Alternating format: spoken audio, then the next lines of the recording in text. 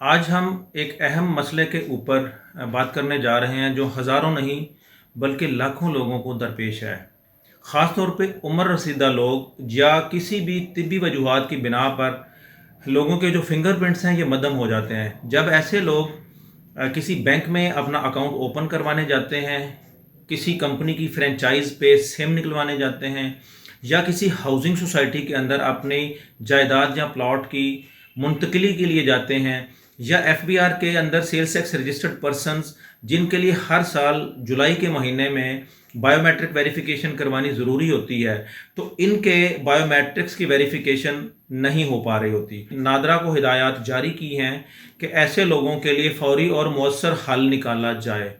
उसके लिए नादरा ने कुछ कवानीन बनाए हैं, उनके अंदर कुछ तरामीम की हैं, कुछ नया सिस्टम इंट्रोड्यूस करवाया है ताकि लोगों को फिंगरप्रिंट्स के जो इश्यूज़ आ रहे हैं उनको हल किया जा सके। इसके ऊपर आज हम बात करेंगे।